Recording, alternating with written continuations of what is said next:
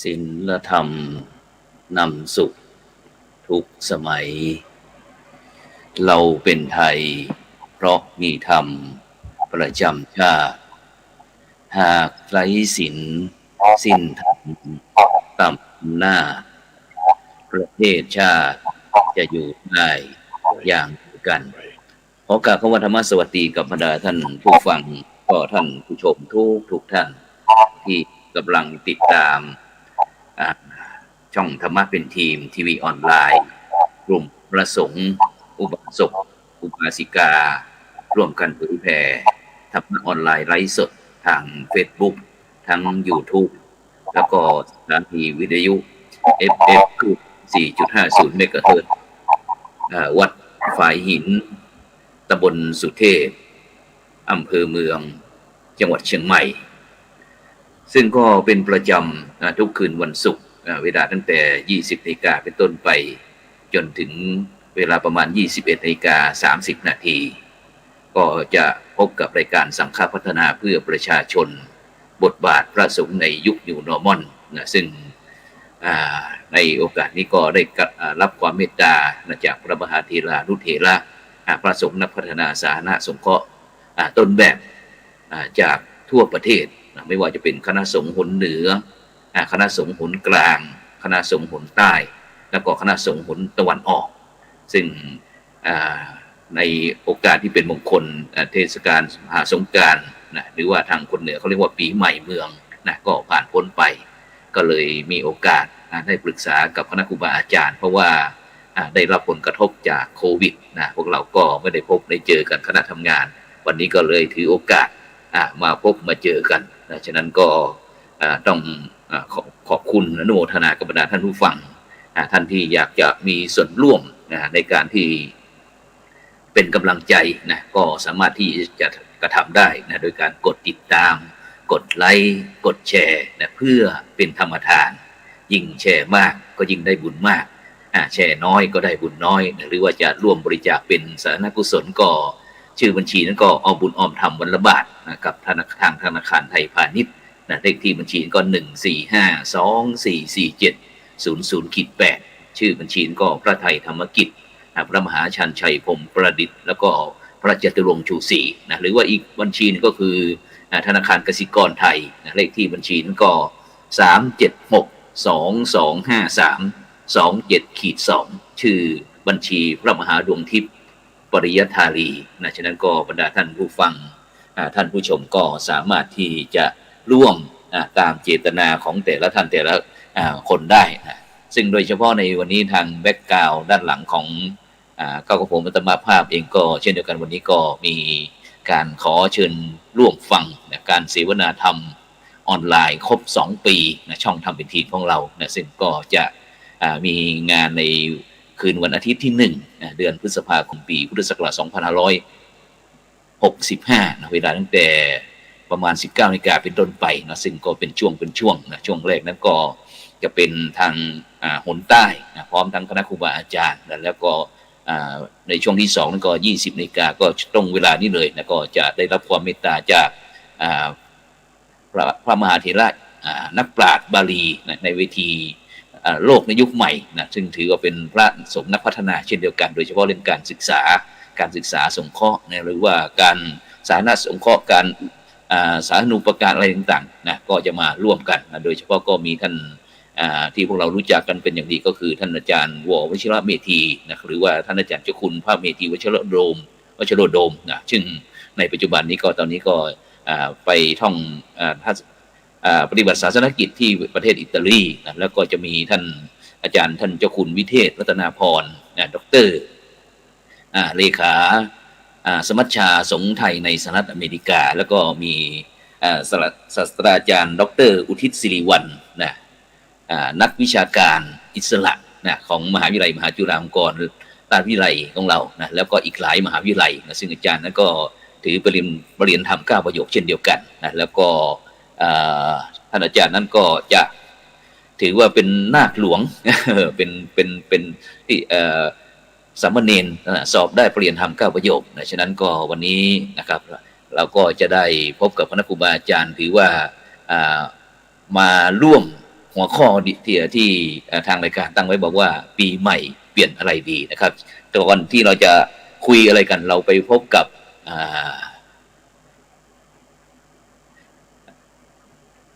แขกรับเชิญผู้ร่วมรายการรูปแรกท่านอาจารย์พระครูโพธิวีรคุณหลวงพ่อเจ้าคณะอำเภอปทุมรัฐเจ้าอาวาสวัดโพธิการามอำเภอปทุมรัฐจังหวัดเกิน101พระสงฆ์นักพัฒนาสาธารณสงเคราะห์กับพื้นที่ต้นแบบการสร้างสังคมสุขภาวะคณะสงฆ์ภาค12ใช่ไหมครับอาจารย์ครับภาค9ครับภาค12หนตะวันออกนะครับนมัสการครับอาจารย์พระครูครับผมครับผมสวัสดีทุกท่านครับครับผมครับทักทายกับบรรดาท่านผู้ฟังท่านผู้ชมหน่อยครับรอคิวอาจารย์มาตั้งนานแล้วกว่าจะได้มาออกรายการเราครับขอเรียนนะครับอาจารย์พระครูโสพลปริยัติท่านอาจารย์ดร.วิสิทธิ์นะครับทิตาวิสิทธิ์โทแล้วก็ท่านอาจารย์สาธิตนะครับธีรปัญโยสถาบันธรรมพิวัตรแล้วก็ทุกท่านที่รับฟังทางทำเป็นทีมทั้งที่อยู่ในประเทศและก็ต่างประเทศทุกท่านนะครับก็เฝ้าติดตามอยู่ตลอดครับเพราะว่าไม่ได้ว่างเข้ารายการด้วยก็อาจจะมีทางอาจารย์พระครูสุนทรทางภาคใต้ดึงไปช่วยหน่อยก็แวะไปเรื่อยเป็นบางช่วงนะครับแล้วก็ครับผมส่วนมากแล้วไม่ค่อยจะถนัดมาพูดแต่ถนัดฟังนะครับถนัดฟังส่วนมากก็จะฟังอย่างเช่นที่แคนาดาก็พระอาจารย์ท่านก็ชวนไปเรื่อยผมก็ไม่ค่อยจะพร้อมในการไปออกรายการเพราะว่าส่วนมากก็จะฟังอยู่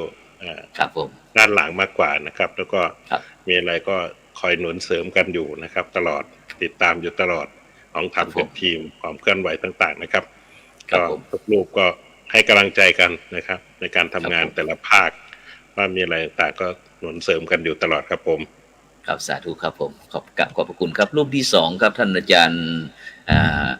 วิสิทธิ์ทิตาวิสิทธิ์โทนะครับผู้ช่วยศาสตราจารย์ดร.นะครับจากมหาวิทยาลัยมหาจุฬาลงกรณราชวิทยาลัยเขตเชียงใหม่นะครับวัดสวนดอกอำเภอเมืองจังหวัดเชียงใหม่นะครับพระสงฆ์นักพัฒนาสาธารณสงเคราะห์กับพื้นที่ต้นแบบครับการสร้างสังคมสุขภาวะเขตปกครองคณะสงฆ์ภาค7ผลเหนือนะครับนมัสการครับท่านอาจารย์ดร.ครับผม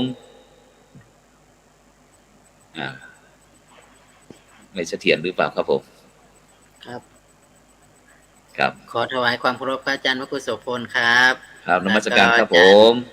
อาจารย์พระครูโพธิวีรคุณหลวงพ่อเจ้าคณะอำเภอ101ครับอาจารย์สาธิตครูบาอาจารย์ทุกท่านนะครับที่ได้ฟังเจริญพรทั้งผู้ได้ฟังรายการทุกท่านรู้สึกนานแล้วนะครับคิดถึงธรรมะเป็นทีมพอดีอยากเจอแต่ว่าไม่มีโอกาสต้องขออภัยอาจารย์พระครูโสพลนิมนต์หลายรอบแล้วนะครับแต่ช่วงเวลามันก็ช่วงเย็นๆอย่างเงี้ยครับก็จะได้รับนิมนต์ไปคุยประชุม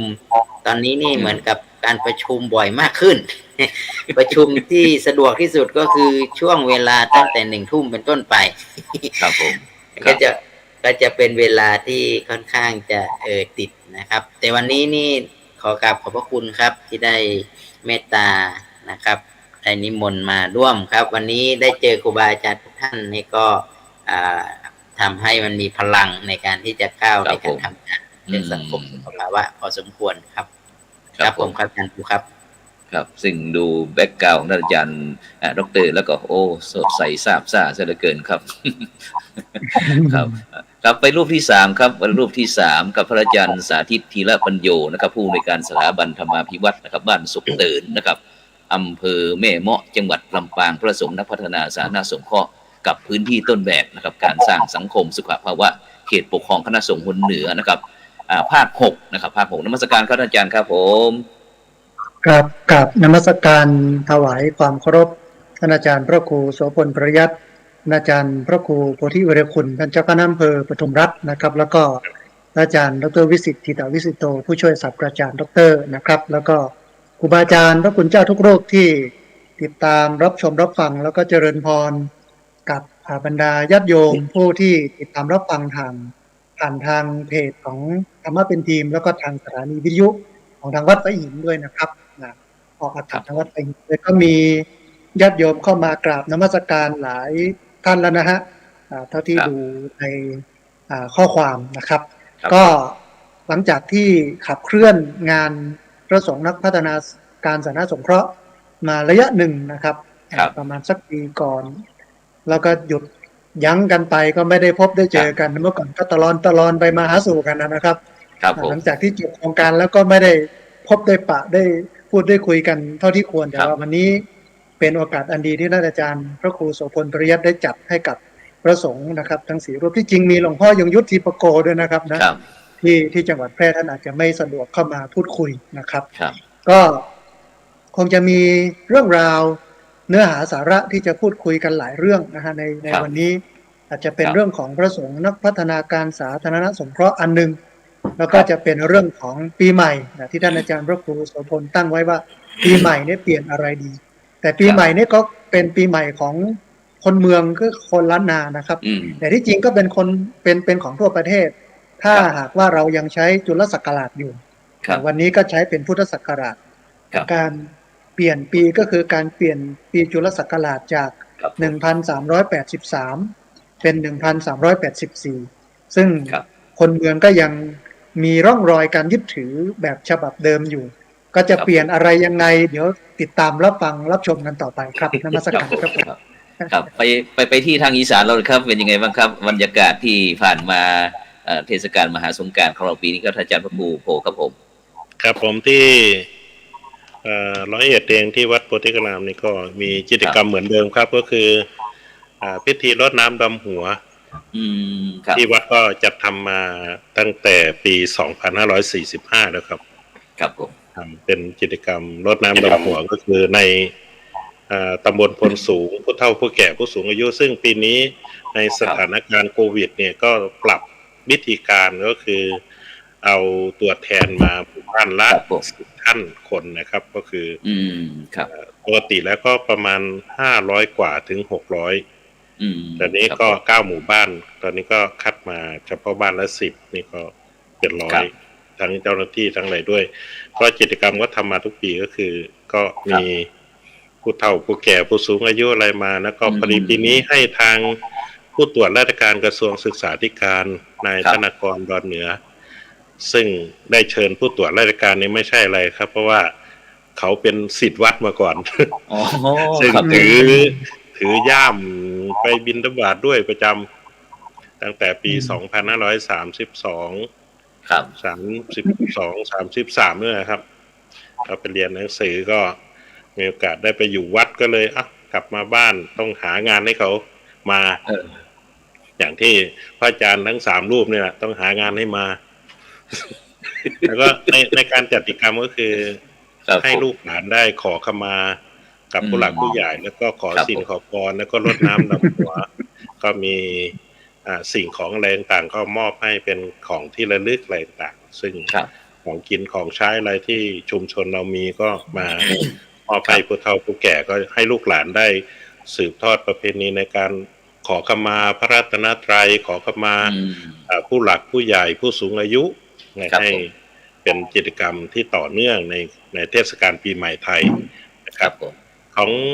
ของอีสานเองก็จะมีลักษณะเฉพาะก็คือในเรื่องของฮีท12ก็คืออาจจะมีข้อปฏิบัติที่เป็นฮีทเหมือนกันแต่ว่าจะเป็นประเพณีในการปฏิบัติช่วงนี้บางที่ก็จะมีก่อประทายก่อเจดีย์ทรายหรือบางบ้านก็อาจจะสักพักหนึ่งก็จะเป็นช่วงของบุญเบิกบ้านบุญสัมภะอะไรต่างๆนี่ครับก็จะต่อเนื่องกันแต่ว่าสังสงกรานต์แล้วก็จะเป็นถ้าปกติถ้าไม่มีโควิดก็เป็นบุญบั้งไฟแล้วใช่ใช่ครับบั้งไฟในการบูชาพญาแถนอะไรต่างๆตามประเพณีก็สร้างความสมัครสมานสามัคคีก่อนที่จะเริ่มฤดูกาลก็ให้มีความสนุกสนานเพลิดเพลินก็จะเป็นกุศโลบายของคนในสมัยก่อนว่าแต่ละบุญเนี่ยมันจะมีความต่อเนื่องกันว่าทำไมจึงต้องทำบุญนี้ทำไมจะต้องทำบุญนี้ความจริงแล้วมันต่อเนื่องกันนะครับอย่างเช่นเดือนอ้ายก็เป็นการเข้าปริวาสกรรมของพระเจ้าพระสงฆ์เมื่อพระเจ้าพระสงฆ์เข้าปริวาสกรรมแล้วชาวบ้านก็ได้เก็บเกี่ยวข้าว การในนาอุดมสมบูรณ์ก็มีการเอาบุญคูณลานสู่ขวัญข้าวให้เป็นสิริมงคลให้นำไปถวายกับพระเจ้าพระสงฆ์มาถวายกับพระเจ้าพระสงฆ์แล้วก็แทนที่จะเป็นแต่ข้าวเปลือกข้าวสารข้าวอะไรต่างข้าวใหม่ก็เดือน3ก็เป็นข้าวจี่เมื่อกินข้าวจี่แล้วก็อยากฟังลำมหาชาติก็เป็นงานบุญมหาชาติต่อเอาบุญแล้วก็รดน้ำดำหัวแล้วก็ก่อนที่จะลงไร่ลงนาก็สนุกสนานขอฟ้าขอฝนอะไรต่างๆก็ว่าครับที่จุดบั้งไฟนี้ก็คือขอฟ้าขอฝนใช่ไหมครับอาจารย์ครับมีความเชื่อที่ส่งสัญญาณให้กับพญาแถนอยู่บนฟ้าว่ามีอะไรก็ให้รีบเทลงมาจะได้ทำนากันเป็นการส่งสัญญาณถ้าไม่เทนี่เจอแน่ใช่ไหมครับแต่ถ้าสมัยปัจจุบันก็คงเป็นส่งจรวดขีปนาวุธอะไรต่างๆเอาอย่างไปบนฟ้าเอาอย่างรัสเซียก็ครับแล้วก็เป็นการส่งสัญญาณถ้าเราสมัยปัจจุบันคงเป็นการจุดพลุนะครับครับผมถ้าได้ยินเสียงพลุก็แปลว่าบ้านนี้เขามีงานโน้นงานนี้อะไรเฉลิมฉลองอะไรกันเนี่ยก็จะได้รู้สัญญาณกันตอนนี้มันไม่ยากแล้วส่งไลน์ส่งเฟซไปบอกก็ได้ครับผมทันสมัยหลวงพ่อเจ้าคณะอำเภอปทุมรัฐทันสมัยเหลือเกินอาจารย์ครับแล้วก็สถานการณ์โควิดทางอีสานเราเป็นยังไงบ้างครับตอนนี้สถานการณ์โควิดเนี่ยความจริงแล้วมันในแต่ละพื้นที่เนี่ยข้อเยอะนะครับเพราะว่ามันตัวใหม่นี่มันติดง่ายแต่มันหายเร็วครับแต่ก็ไม่น่าประมาทนะครับเพราะว่าบางท่านบางคนนี่ถือว่ามันติดง่ายหายเร็วแต่ว่าบางท่านก็ละเลยไม่ได้รักษาตัวยกกรณีอย่างอันนี้คนใกล้ตัวอย่างหลวงพ่อสระบุรีหลวงพ่อจังหวัดท่านไม่ได้มางานไม่อาจจะคุณประสานเพราะว่าท่านติดเชื้อติดโควิดครับพอติดแล้วไม่ฉันยาไม่รักษาตอนนี้ก็ได้พักตัวเพิ่มอีกจาก10 วันก็เป็นอีก10 วันนี่ก็เป็นการเตือนสติเราว่าบางทีมันถ้าร่างกายเราไม่แข็งแรงหรือวัคซีนไม่เพียงพอในการที่จะรับเข้าสู่ร่างกายเรานี่ก็นั่นก็พยายามอธิบายง่ายๆให้ชาวบ้านชุมชนได้ฟังว่าอย่างเราฉีดวัคซีนนี่ก็คือการที่ให้เชื้อโรคเข้าไปสู่ร่างกายเวลามันเจอกันแล้วมันจะได้มีความสัมพันธ์ที่ดีต่อกันครับผมครับอย่างเช่นถ้าเราสังเกตดูสมัยเป็นเด็กนะครับสมัยเป็นเด็กเนี่ยพ่อแม่ไม่ได้เลี้ยงทนุถนอมเหมือนปัจจุบันนี้ครับปล่อยให้เล่นตามดินตามทรายอะไรต่างๆพอค่ำๆมาค่อยเอามาล้างอาบน้ำแล้วก็ให้นอนครับแต่ในสมัยก่อนไม่ค่อยไปโรงพยาบาลใช่ไหมครับไม่ใช่ไปหาหมอใช่ครับพระอาจารย์ทุกรูปจะรู้ว่าเมื่อก่อนเราไม่จำเป็นจริงๆไม่ไปหาหมอเพราะว่าเลี้ยงมาให้คลุกอยู่กับธรรมชาติอยู่กับแบคทีเรียทำความเข้าใจกันดีแล้วเล่นด้วยกันตลอดมันก็ไม่ค่อยเจ็บป่วยในสมัยปัจจุบันนี้ก็อย่างที่เห็นนะครับว่าบางทีเราไม่ได้มีความคุ้นเคยสนิทสนมกันอย่างวัคซีนต่างๆนี้ก็เป็นการนำเอาเชื้อโรค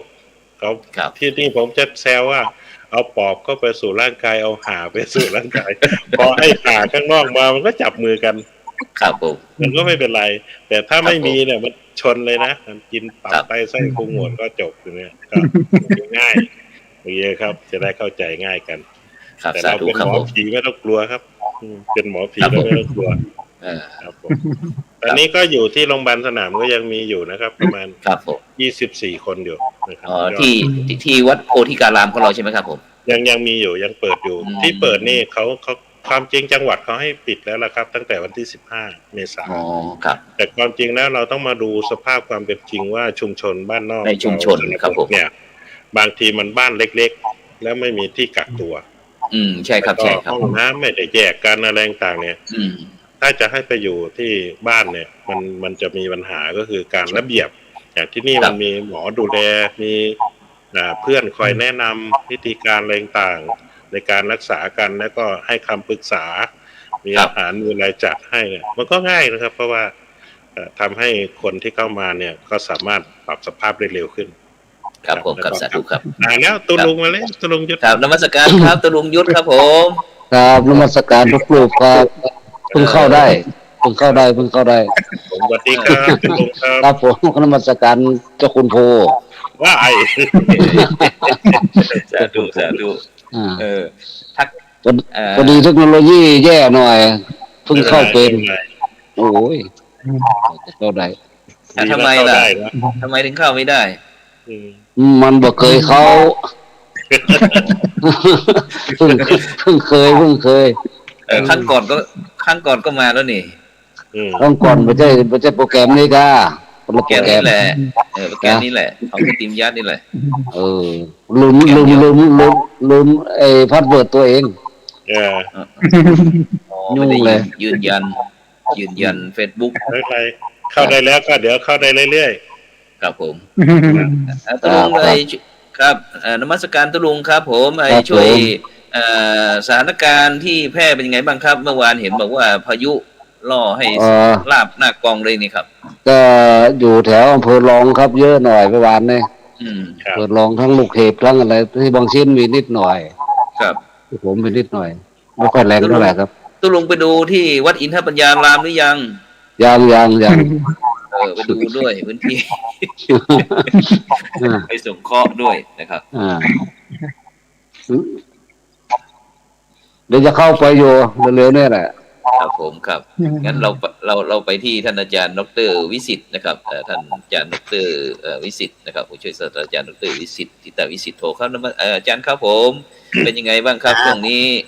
หายหน้าหายตาไปตั้งนานเลยศาสนกิจเป็นยังไงบ้างเนี่ย ครับ ช่วงนี้ก็เป็นช่วงที่เตรียมความพร้อมเข้าสู่วิถีใหม่นะครับ ครับ ก็เราจะเห็นก็คือถ้าเราพูดถึงปีใหม่ของเชียงใหม่ปีนี้เนี่ยอาจารย์เราปรับตัวลงเยอะเลยนะครับ เพราะปีนี้เราเปิดให้มีการนำพระพุทธรูปศักดิ์สิทธิ์คู่บ้านคู่เมืองของเมืองเชียงใหม่ ครับ ออกมาเพื่อที่จะให้คนได้มีโอกาสได้ส่งน้ำนะครับ ครับผม แล้วก็ได้มีโอกาสที่จะ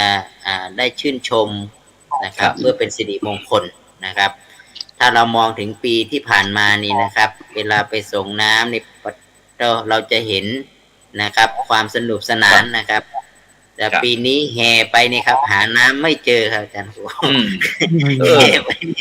มันยังไงเข้าหาน้ำไม่เจอมันก็ยังไง คือมันเป็นมิติใหม่จริงๆผมว่า โอ้มันไม่มีใครกล้าส่งน้ำครับ มีแต่คนยืนชมบ้างนั่งชมบ้างมีความก็คือ มันก็เป็นบรรยากาศที่เราไม่เคยเจอเนาะนะครับแต่ก็มีเหตุการณ์ที่เดินก็มันเป็นการเหตุพระที่มีความสงบเงียบแบบไม่มีการทะเลาะหรือมีน้ำมีอะไรกันชมกันเนี่ยได้ น้ำสักหยดเลยนึกแปลก นั่งดูเฉย นั่งดูเฉยๆนะครับแต่ทั้งนี้ทั้งนั้นก็มองเห็นว่ามันเราพยายามที่จะกลับมาสู่แบบเดิมๆแต่เราต้องยอมรับว่าวิถีมันเปลี่ยนไปแล้วอาจารย์ครับวิถีมันเปลี่ยนไปแล้วเหมือนกับว่า2 ปีที่ผ่านมาเนี่ยมันทำให้ความรู้สึกหรืออะไรต่างๆเนี่ยมันเปลี่ยนไปอีกรูปแบบใหม่หนึ่งนะครับผมก็มองว่ามันเป็นวิถีใหม่จริงๆที่เรากำลังพูดถึงเรื่องของเนี่ยการเข้าสู่แบบวิถีใหม่เนี่ยปีใหม่ครับผม ก็คือเราปกติเราเคยชินกับเรื่องนี้แต่พอมันเจออะไรที่ผ่านมาแล้วมันรู้สึกว่ามันไม่อินกับเรื่องนั้นแล้วครับมันมีความรู้สึกไปแบบใหม่ผมก็เลยว่าอันนี้แบบเป็นวิถีใหม่อีกอันหนึ่งผมก็มองว่าตอนนี้เรามีเวลาอยู่เตรียมตัวอยู่ประมาณ2 ปีกว่าแล้วครับในการที่จะให้เรื่องวัคซีนในการที่จะเรื่องแนะนำเรื่องการแยกทำโรงพยาบาลสนามเต็มไปหมดนะครับที่มันมีเหตุการณ์รุนแรงแล้วก็ต้องรักษายังไงเมื่อเราเจอต้องมีเราก็ให้ทางโรงพยาบาลนะครับดูแลเป็นสีต่างๆสีเขียวสีเหลืองอะไรต่างๆเนาะคนจะกระจายกันหมดจนตอนนี้ผมมองว่าทั้งหมดทั้งมวลมันจะกลับมาสู่การช่วยเหลือตัวเองแล้วนะครับโรงพยาบาลก็ถือว่าได้เรียนรู้ได้ให้ความรู้พอสมควรแล้วอย่างนี้นะครับแต่ตอนนี้เราจะไปถ้าเกิดเหมือนกับที่อาจารย์เจ้าคุณโพด้านนะครับอาจารย์เจ้าคุณก็จะพูดถึงเรื่อ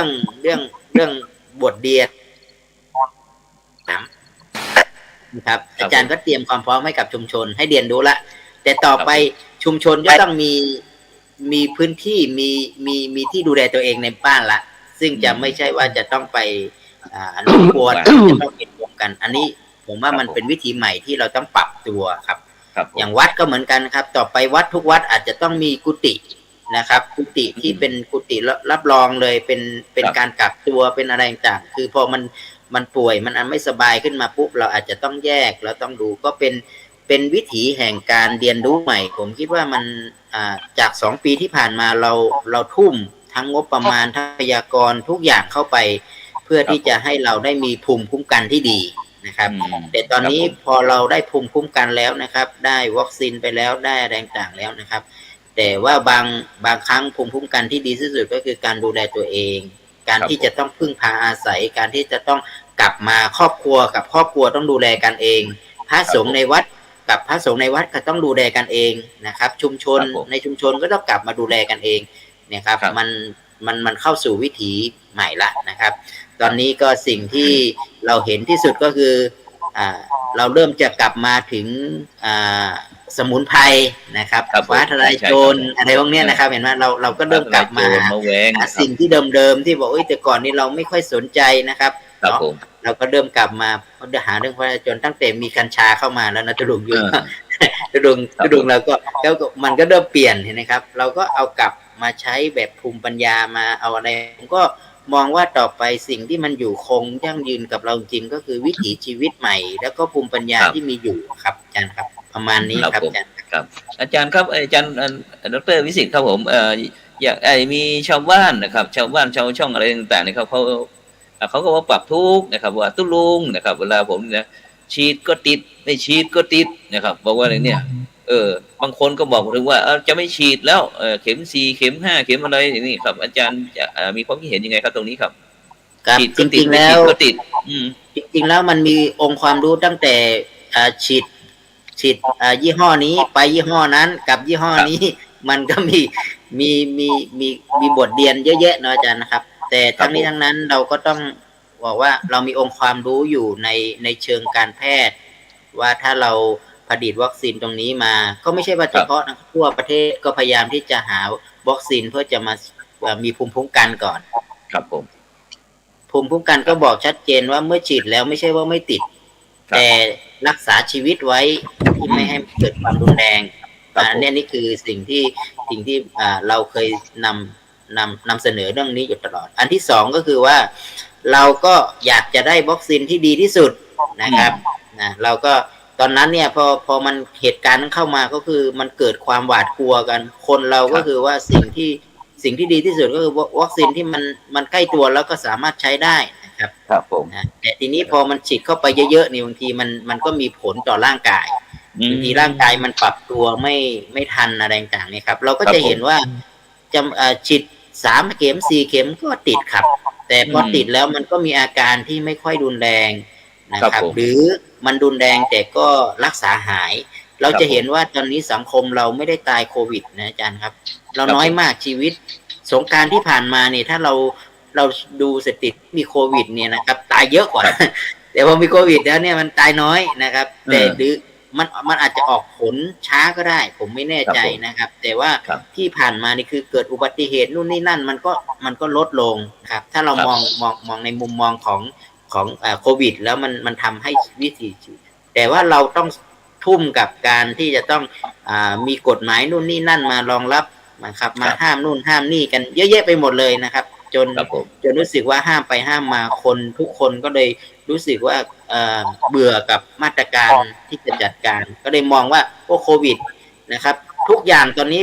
พอทำอะไรไม่ได้อย่างใจก็จะบอกว่าโควิดสถานการณ์โควิดโทษโควิดอย่างเดียวนะครับก็เป็นทางออกที่ดีอันหนึ่งนะครับผมว่าเพราะบางอันก็ตอนนี้ก็ระบบจริงๆแล้วตัวโควิดนี้มันทำให้ระบบการศึกษามันหายไปเลยนะครับอาจารย์ครับการศึกษาวิถีชีวิตนะครับวัฒนธรรมการอยู่การกินเนี่ยมันทำให้เราเปลี่ยนไปหมดเลยนะครับอาจารย์อันเนี้ยคือผมคิดว่าสิ่งทั้งหลายเหล่านี้พอมันเปลี่ยนไปปุ๊บเนี่ยมันจะบางคนจะกลับมาทำเหมือนเดิมไม่ได้ละฉะนั้นเนี่ยมันจึงเหมือนกับบอกว่าเราเข้าสู่วิถีใหม่การได้รับวัคซีนก็จริงนะครับอาจารย์แต่ว่าก็มันก็ไม่แน่ว่ามันจะเกิดผลอะไรกับร่างกายต่อไปเราก็ไม่รู้ในวัคซีนนะครับแต่ที่แน่ในตอนนี้ทุกคนถ้าไม่ได้ ผมมองว่าน่าจะติดกันทุกรูปอะครับมันถึงจะ ครับผม มันถึงจะได้รับอะไรนะเขาเรียกว่ามันก็จะ ใน มี ภูมิคุ้มกันครับใน ได้ ภู ภู มิ มิ คุ้ คุ้ ม ม กัน กันขึ้นมา แล้วถ้ามีภูมิคุ้มกันขึ้นมาต่อไป มันก็จะเกิดโรคใหม่อีกนะครับ เราก็จะตามหาฉีดวัคซีนอันใหม่มาอีกก็ฉีดกันอย่างนี้นะครับ ฉีดจนสุดท้ายก็ฉีดตอนก่อนที่จะตายพอสิ้นไปแล้วก็ฉีดอีกรอบหนึ่งก็จบแล้วครับ เผา อันนี้นี่คือผมมองว่าถ้าเราเข้าใจโลกเข้าใจวิถีชีวิตเนี่ยเราจะอยู่วิถีใหม่แบบมีความสุขนะครับแต่ว่าในเหตุการณ์สังคมเราทุกวันนี้ผมก็คิดว่าในมีโควิดมันก็มองได้หลายมุมอาจารย์ครับครับสาธุครับครับก็ขอนมัสการครับท่านอาจารย์เจ้าคุณวินัยสาธรนะครับจากวัดพระแท่นศิลาอาจนะครับบอกว่าจังหวัดอุตรดิตถ์โดนพายุโซนร้อนเหมือนกันครับผมเนี่ยครับคุณโยมใส่ผิดนี่ก็จากก็จากประเทศอังกฤษนะครับแล้วก็ทั้งไทยทั้งต่างประเทศนะครับที่กำลังติดตาม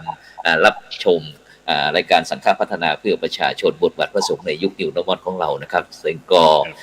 อย่าลืมนะครับกดติดตามกดไลค์กดแชร์นะครับหรือว่าจะส่งข้อความเข้ามาก็ได้นะครับจะสอบถามคณะครูบาอาจารย์ของเราก็ได้เพราะว่าวันนี้ถือว่าเรามาพบกันหลังจากที่เทศกาลมหาสงกรานต์นะครับฉะนั้นไปที่ท่านพระอาจารย์สาธิตนะครับอาจารย์สาธิตธีรปัญโยครับผมนิมนต์ครับท่านอาจารย์ครับ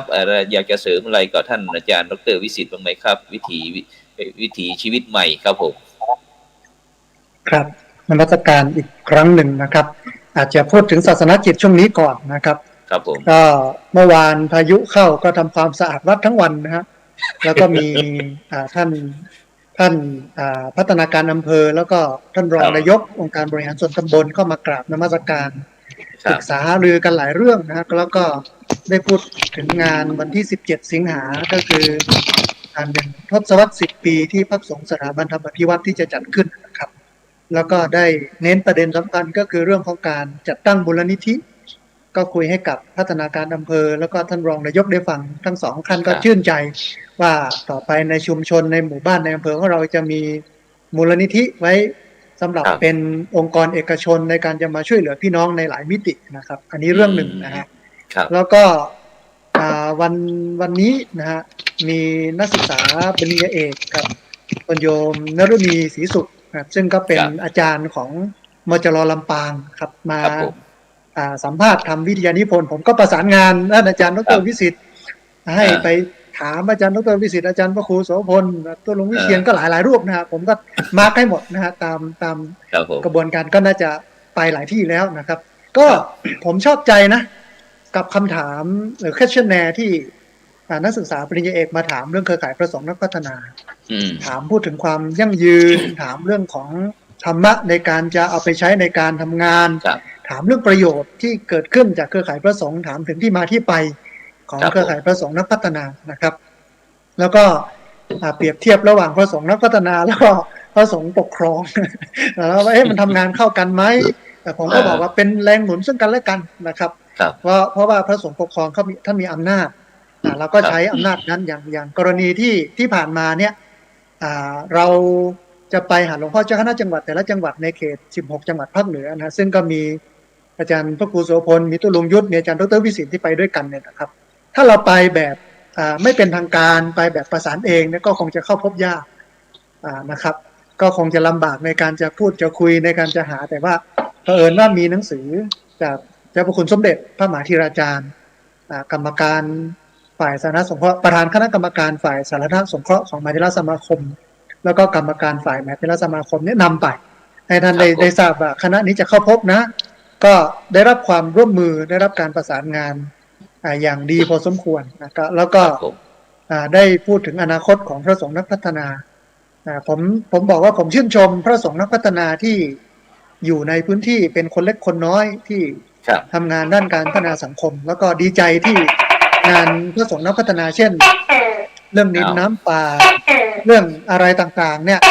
เข้าไปสู่กระบวนการนะในการที่จะทำให้งานที่ทำงานเนี้ยได้ชัดเจนขึ้นทำได้ดีขึ้นนะครับเข้าไปอยู่ในงานสาธารณสงเคราะห์ของคณะสงฆ์กระแสหลักอยู่ในคณะสงฆ์กระแสหลักถ้างานสาธารณสงเคราะห์เป็นงานของพระสงฆ์ที่ทำอยู่แต่ละพื้นที่เนี่ยไม่จำเป็นต้องมีตำแหน่ง ไม่ต้องจำเป็นต้องมียศมีอย่างยกตัวอย่างกรณีหลวงพ่อยมยุทธนะครับ ครับ ครั้งที่แล้วท่านก็มีปัญหาเรื่องของการไปร้องเรียนหน่วยงานของรัฐเจ้าหน้าที่รัฐที่มีพฤติกรรมทุจริตต่อโครงการต่างๆของรัฐที่นำเสนอมา ก็มีการลงมติของคณะสงฆ์ของสำนักงานพุทธก็จะขับไล่ท่านออกจากวัดก็แท็กทีมกันไปเลยครับมีหลายรูปนะก็ไปช่วยท่านทำให้ท่านได้เห็นถึงงานที่ทำอยู่แล้ววันนี้เนี่ยอาจารย์ท่านก็เป็นคณะทำงานของคณะสงฆ์คือการเกิดการยอมรับขึ้นละเกิดการเรียนรู้เกิดการเข้าใจอันนี้เป็นอันหนึ่งนะแล้วก็วันพรุ่งนี้ครับผมจะพบกับรัฐมนตรีช่วยว่าการกระทรวงศึกษาธิการครับ ที่ลำปางเพราะว่าท่านมาที่ลำปางก็มาคุยเรื่องของการปฏิรูปการศึกษาผมก็เป็นผู้ทรงคุณวุฒิรูปหนึ่งที่จะพูดคุยในวันพรุ่งนี้ก็ฝากประชาสัมพันธ์ข่าวไปกับเครือข่ายพระสงฆ์มีหลายรูปก็ฝากประเด็นต่างๆมาหลายเรื่องที่จะเอาไปคุยกับรัฐมนตรีช่วยนะครับคุณกนกวรรณวิลาวัลย์นะท่านกนกวรรณวิลาวัลย์รัฐมนตรีช่วยว่าการกระทรวงศึกษาแล้วก็อีกวันหนึ่งเนี่ยจะนำเอากระบือพระอาจารย์ครับไปให้เกษตรกรที่อำเภอวังเหนือครับเพราะว่าวันก่อนได้มีโยมถ่ายชีวิตมาถวาย1 ตัวน่ารักพอสมควรแล้วก็เอาไปมอบให้กับญาติโยมที่อำเภอวังเหนืออันนี้ก็เป็นบทบาทหนึ่งนะครับพระอาจารย์ที่พระสงฆ์ได้ทำซึ่งไม่มีตำแหน่งแห่งหนในการปกครองของคณะสงฆ์แต่ว่าก็เป็นพระเล็กพระน้อยที่ขยับขับเคลื่อนกันไปท่านพระผู้ใหญ่เห็นท่านก็อนุโมทนาท่านก็สนับสนุนให้ทำอยู่แต่ว่าตอนนี้ลำปางก็พยายามจะตั้งเครือข่ายพระสงฆ์นักพัฒนาขึ้นมาเพื่อให้เป็นที่อยู่ที่ยืนของพระสงฆ์ในลำปางที่ทำงานอย่างนี้ซึ่งเป็นพระเล็กพระน้อยนะครับแล้วก็เป็นพลังหนึ่งที่จะเกิดการต่อรองให้รัฐเห็นอันหนึ่งที่สำคัญวันนี้ก็คือปลัดกระทรวงมหาดไทยครับคุณสุทธิพงษ์จุลเจริญหลายวันก่อนท่านได้ไปเซ็น MOU ร่วมกันกับหลวงพ่อเจ้าประคุณสมเด็จพระมหาธิราจารย์ว่าจะต่อไปเนี้ยจะหนุนเสริมงานคณะสงฆ์ทั่วประเทศวันก่อนผมประสานงานกับท่านอาจารย์เจ้าคุณเลขานะครับของหลวงพ่ออาจารย์เจ้าคุณมงคลวิชิรากรนั่นก็บอกว่าตอนนี้ส่งรายชื่อไปให้ทางมหาไทยเรียบร้อยแล้วหลังจากนี้เนี่ยทางผู้ว่าราชการจังหวัดแต่ละจังหวัดเนี่ยก็จะประสานงานไปกับพระสงฆ์นักพัฒนาที่มีรายชื่อที่ส่งไปทั้งรุ่นก่อนอาจารย์เจ้าคุณอาจารย์พระครูโพจำได้ไหมครับว่ารุ่นแรกที่ไปรับพัดรับเกียรติบัตรที่วัดพระชิตุพนมีกี่รูปนะครับอาจารย์น่าจะเป็น26รูปนะครับแล้วก็อีกอันใหม่นี่อีก20เอาส่งไปที่ปลัดกระทรวงมหาดไทยแล้วก็ปลัดกระทรวงมหาดไทยเนี่ยก็จะมีคำสั่งให้ผู้ว่าราชการจังหวัดแต่ละจังหวัดเป็นหนุนเสริมงานที่ท่านทำก็เป็นมิติที่มองว่ามันเ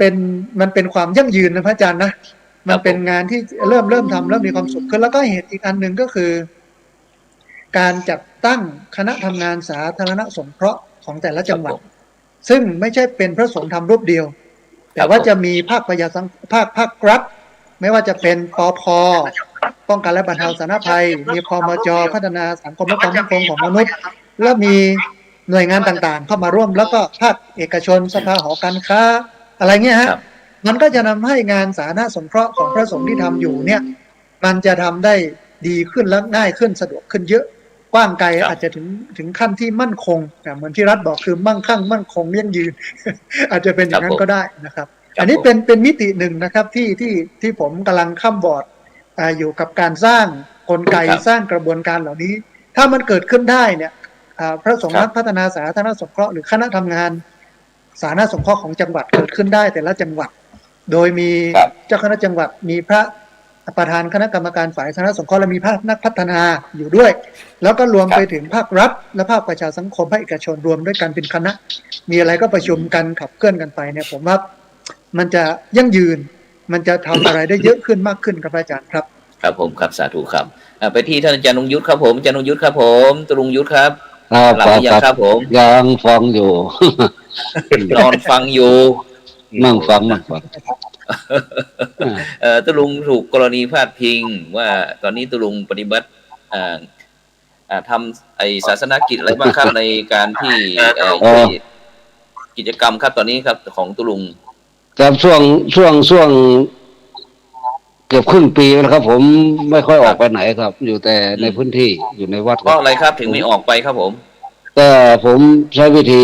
ผมไม่ออกไปได้ให้คนเข้ามาหาผมดีกว่าก็จะมีญาติโยมมีกลุ่มเครือข่ายต่างๆเข้ามาปรึกษาหารือกันในวัดนี่แล้วแต่เรานานๆทีก็จะออกไปทีไปเยี่ยมเยือนสักหน่อยหนึ่งครับก็ส่วนมากเป็นประเด็นร้อนครับผมไม่ค่อยมีประเด็นเย็นเท่าไหร่อย่างกรณีโควิดเนี่ยผมเห็นผมไม่รู้สึกว่ามันเป็นวิถีเก่าวิถีใหม่อะไรครับมันอยู่เฉยๆกับมัน เพราะว่าสังคมเราตอนนี้เนี่ยถูกกดหัวให้กลัวกันครับด้วยการประคมข่าวผมเคยโทรไปคุยกับญาติโยมคุยกับคนที่เชียงตุงครับเชียงตุงไม่มีอะไรครับโควิดไม่มีอะไรแมสก็ไม่ต้องใส่กันละก็มันไม่ได้ดูข่าวแต่ประเทศไทยมีเขาว่ามีแต่ประเทศไทยนั่นแหละที่มีโควิดครับที่ไหนก็มีแต่โควิดประเทศไทยมาเป็นยุคมันเป็นโรคประหลาดครับโรคนี้โรคธุรกิจโรคธุรกิจกันคือแล้วก็ใช้วิธีกระบอกเสียงประชาสัมพันธ์ตามหอกระจายข่าวบ้างอะไรบ้างให้คนกลัวกันแต่ละวันที่ฝั่งนู้นที่วัดผมเนี่ยรู้สึกจะไม่ค่อยตื่นตระหนกกับเรื่องนี้ละเพราะผม2 ขีดแต่ผมก็ไม่เคยกักตัวผมก็อยู่ของผมตามปกติแล้วก็ไม่เคยไม่กักตัวเองไม่อะไรทั้งสิ้นก็ไม่เห็นใครติดต่อกับผมได้ไม่เห็นไม่เห็นไปแพร่เชื้อให้ใครนะแต่ว่าสังคมก็ที่พอตรวจ2 ขีดปุ๊บก็กลัวกันครับแต่ผมพยายามสร้างความไม่กลัวให้เกิดขึ้นในพื้นที่ของผมแล้วเช็คสลาคนต้นน้ำหรือยังครับครับของผมนี่ไม่มีติดครับเพราะผมก็เด็กๆเราอ่ะมันเป็นธุรกิจครับธุรกิจขาย ATK บ้างขายนู่นขายนี่แล้วก็อสวพระอสวของเราก็ดีด้านหน้าก็ดีหรือว่าอสมหรือว่าภาคชาวบ้านก็ดีก็ตกเป็นเครื่องมือค้าขายเรื่องพวกนี้ครับจริงเราลองโทรไปเช็คอาจารย์วิสิตลองโทรไปเช็คที่เชียงตุงไม่วิตกกังวลเรื่องพวกนี้ไปไหนมาไหนได้ฟรีสไตล์ปีใหม่ก็ร้องรำทำเพลงตามปกติผมไม่ค่อยดูอันนี้คือสังคมเราถูกสร้างให้เกิดความกลัวครับครับผมถูกกดหัวมาตลอดตั้งแต่2 ปีมาแล้วครับผมให้กลัวตลอดพลาดเราก็เลยกลัวไปด้วยจริงมันเป็นปกติครับโรคภัยไข้เจ็บหรือว่าความตายเป็นเรื่องปกติครับเพราะฉะนั้นเราจะไปวิตกกังวลอะไรให้มากของผมที่ไม่ออกไปเพราะผมไม่อยากจะออกแต่เลยว่าคนที่มีชาวบ้านต้องการคำปรึกษาหรือว่าต้องการความช่วยเหลือมาหาผมที่วัดดีกว่าแล้วก็ผมก็มีเวลาอยู่กับลูกศิษย์ลูกหาแล้วก็ทำงานของผมไปสร้างคนของผมไปเรื่อยๆครับผมครับนี่ก็คือสไตล์ของตรุงยุทธนะครับทีโบโกนะครับกับคนซึ่งในขณะนี้บรรดาท่านผู้ฟังท่านผู้ชมก็กำลังติดตามรายการสังฆพัฒนาเพื่อประชาชนบทบาทพระสงฆ์ในยุคนิวนอร์มอนซึ่งเราก็จะมีหลากหลายรูปแบบซึ่งก็สิ่งเหล่านี้ที่เราต้องการให้จุดกระแสให้สังคมของเราได้คิดกันนะซึ่งแต่ละสิ่งแต่ละอย่างที่เข้ามาในปัจจุบันอย่างที่ท่านอาจารย์ดร.วิสิทธิ์ได้พูดบอกว่ามันเป็นยุควิธีการคิดอะไรต่างๆพวกเราจะต้องมีการเตรียมตัวให้พร้อมซ้อมให้ดีนะเพราะว่าทุกสิ่งทุกอย่างเหล่านี้เราจะต้องหลีกไม่พ้นจะต้องพบจะต้องเจอแม้แต่พระสงฆ์องค์เจ้าอะไรต่างๆทั้งแม้กระทั่งเชื้อธรรมชาติอะไรต่างๆมันก็จะเปลี่ยนแปลงไปนะครับฉะนั้นเมื่อพวกเราได้ยินพอจะประมาณแล้วก็ทีนี้เราจะไปที่ท่านอาจารย์พระครูโพธิวีรคุณนะครับเจ้าคณะอำเภอปทุมราชนะครับหลวงพ่อเจ้าอาวาสวัดโพธิการามครับมีหลวงพ่อท่านอาจารย์พระครูครับในปัจจุบันนี้เราไม่ไปที่คฤหาสน์ชาวบ้านนะครับเรามาเนี่ยคุยเรื่องพระสงฆ์ของเรานะครับแต่ถ้าท่านผู้ฟังจะเปรียบเทียบกันก็ได้นะครับพระสงฆ์เนี่ยครับท่านอาจารย์พระครูครับว่าในปัจจุบันเนี่ยเนื่องจากที่หลากหลายปัญหาอะไรต่างๆที่เข้ามาจู่โจมสังคมโลกชาวโลกในปัจจุบันนะครับท่านอาจารย์ว่าในฐานะที่เราเป็นพระสงฆ์สามเณรศาสนาทายาททางพุทธศาสนามีความคิดยังไงครับเกี่ยวกับเรื่องการจะมีการปรับปรุงเตรียมตัวให้พร้อมซ้อมให้ดีกับสังคมยุคใหม่อย่างรายการเรานี่ไหมครับอยากจะมีความคิดยังไงครับหรือครับในสถานการณ์ทุกอย่างที่เกิดขึ้นนะครับเราก็จะได้เห็นว่าหลักการวิธีการในการที่ ในทางพุทธศาสนาเราก็คืออย่ามงคลตื่นข่าวอย่างที่บอกว่าของพระเราจะต้องเป็นหลักความจริงแล้วก็อย่างที่ตุลุงว่านะบางทีตุลุงยุทธว่าบางทีก็เราข้อมูลอาจจะไม่ค่อยชัดเจนในเรื่องของความรู้ในเรื่องต่างๆอย่างในช่วงก่อนก็โหเห็นพระทำอะไรก็จะสอบที่จะไปสกัดพระไม่อยากให้พระทำโน่นทำนี่แต่เราลืมคิดไปว่าในช่วงสถานการณ์ที่เกิดขึ้นเนี่ยสุดท้ายต้องมาพึ่งพระนะครับครับผมทั้งที่หายใจและไม่หายใจทั้งที่หายใจอยู่ก็มาพึ่งพระโดยการที่ทำเป็นที่พักคอยโรงพยาบาลสนามทำโน่นทำนี่เป็นที่พักสุดท้ายทั้งที่พระอาจารย์สาธิตเนี่ยไม่ได้เป็นผอ.โรงพยาบาลใช่ผมก็ไม่ได้เรียนจบทางหมอทางแพทย์มาหลายวัดก็ไม่ได้ศึกษาเรื่องนี้ดีหน่อยว่าอย่างที่คุยกับอาจารย์ดร.วิสิทธิ์หลายรายการบอกว่าดีหน่อยว่าเรามีธรรมนูญสุภาพประสงค์ขึ้นมาเพื่อให้พระเนี่ยได้ต่องานกับหน่วยงานราชการและก็ภาคีเครือข่ายอันนี้ถือว่าเป็นบุญของเราที่เราทำแล้วมันยังมีล่าสุดอย่างที่มีข่าวใช่ไหมครับที่บอกว่ามีพระอยู่ที่หนองพอกที่101เนี่ยเข้าไปเอทีเคช่วยเหลือญาติโยมมีการทางอปสตทางอะไรต่างๆก็หมั่นไส้ว่าพระทำล้ำหน้าอะไรต่างๆแล้วก็ไปแจ้งทางสำนักงานพุทธให้ตรวจสอบเป็นอย่างนั้นไปคือความจริงแล้วอย่างที่บอกว่าพระเราเนี่ยเป็นส่วนตั้งรับช่วยเหลือญาติโยมบางทีเราทำอะไรต่างๆเนี่ยเขาก็จะมามีข้อเปรียบเทียบมาแต่หลักๆแล้วผมว่าเราเนี่ยเป็นจุดที่เป็นที่พึ่งสุดท้ายแล้วก็เป็นที่พึ่งที่จะชี้แนวทางให้กับญาติโยมได้นะครับเพราะว่าสุดท้ายโยมก็ต้องมาพึ่งพระในชุมชนเราก็เหมือนกันครับบางทีเรื่องราวต่างๆเกิดขึ้นไม่ว่าจะเป็นเกิดแก่เจ็บตายการดำเนินชีวิตตามปฏิทินหรือการดำเนินชีวิตตามวงจรชีวิตเนี่ยสุดท้ายก็ต้องมาพึ่งพาอย่างที่เราว่าพุทธังธัมมังสังฆังสรณังคัจฉามิก็คือเป็นแก้วอันประเสริฐเป็นรัตนะเป็นที่พึ่ง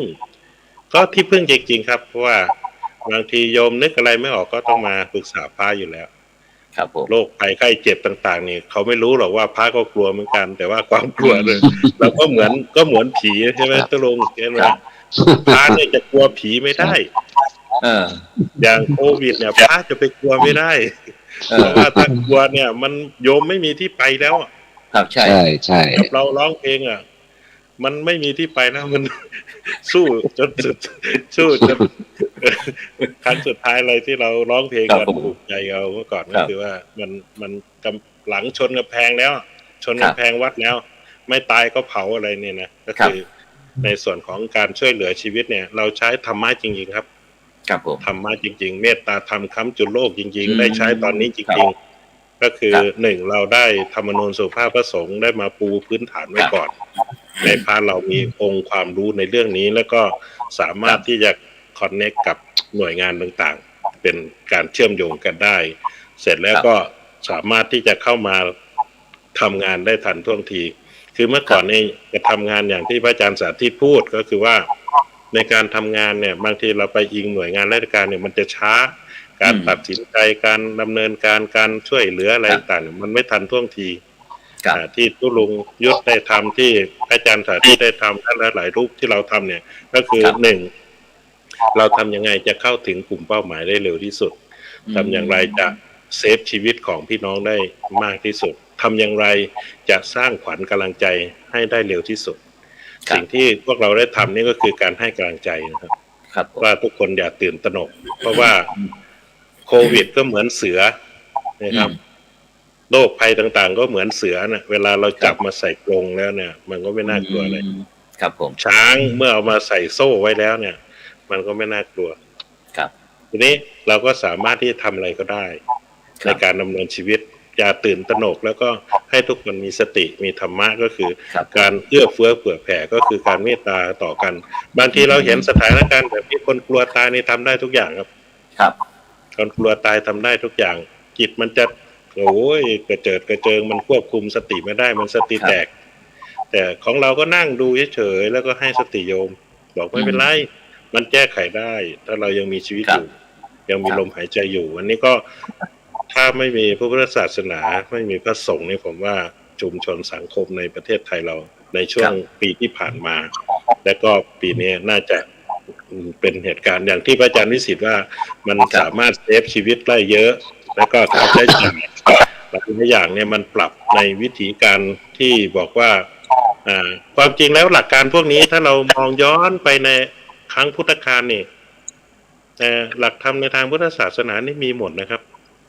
หลักในการป้องกันตัวในการระมัดระวังเรื่องการขบฉันเรื่องการใช้ของสิ่งของต่างๆเรื่องอะไรต่างๆเราพิจารณาทุกวัน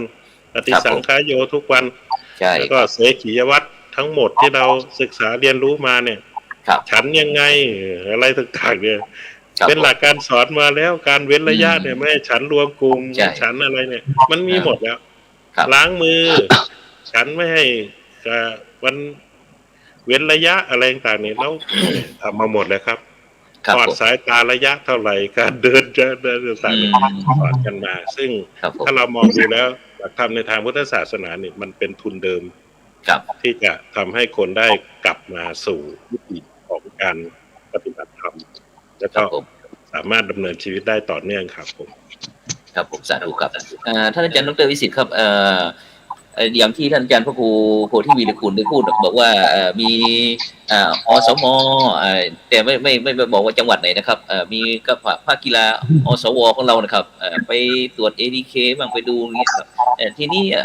เกิดการคอมเมนต์กันขึ้นมานะครับท่านอาจารย์ครับระหว่างมุมมองของพระกับโยมนะครับท่านอาจารย์ครับมันน่าจะแตกต่างกันใช่ไหมครับว่าพระเราเนี่ยเวลาเราจะส่งข้อใครจะช่วยเหลือใครเนี่ยเราไม่ได้ช่วยว่าคนนั้นเป็นพวกนั้นคนนั้นเป็นสีนั้นสีนี้อะไรต่างๆนะครับแต่ตรงกันข้ามนะครับถ้าเป็นชาวบ้านทั่วๆไปนะครับจะมองว่านั้นพวกเขานี่พวกเราอย่างนี้ครับจะเป็นอย่างนี้ไหมครับถึงทำให้การมุมมองระหว่างพระกับคณะสัตยาญาติโยมหรือว่าชาวบ้านครับที่มันแตกต่างกันจะเป็นไปได้ไหมครับตรงนี้ครับผมจริงๆแล้วที่พูดมาเนี่ยต้องทำความเข้าใจกับทางสังคมนิดนึงครับผมแม้แต่ละยุคแต่ละรุ่นเนาะเราก็เหมือนกันเป็นยุคที่มันก็รับช่วงต่อมาแล้วเราก็ต้องส่งต่อไปให้กับรุ่นต่อไปที่จะต้องมาดูแลกันต่อคือมันเป็นรุ่นต่อรุ่นนะครับถ้าสังคมรับรู้ว่าพระพุทธศาสนาของเราเนี่ยนะครับในประเทศไทยเนี่ยมันก็ขยับรุ่นต่อรุ่นเนาะอันนี้เรากำลังนั่งคุยกันระหว่างรุ่นที่เรากำลังจะส่งต่อแล้วกันผมคิดว่าอย่างนี้เราก็เหมือนกันว่าจะส่งต่อฉะนั้นวิถีแห่งความเป็นวัดเนี่ยมันกับชุมชนเนี่ยมันหนีกันไม่พ้นครับอาจารย์พระครูครับเราโดยเฉพาะถ้าเราจะเห็นทางภาคอีสานกับทางภาคเหนือเนี่ยเราจะเห็นความเป็นชุมชนแบบมันหนีกันไม่พ้น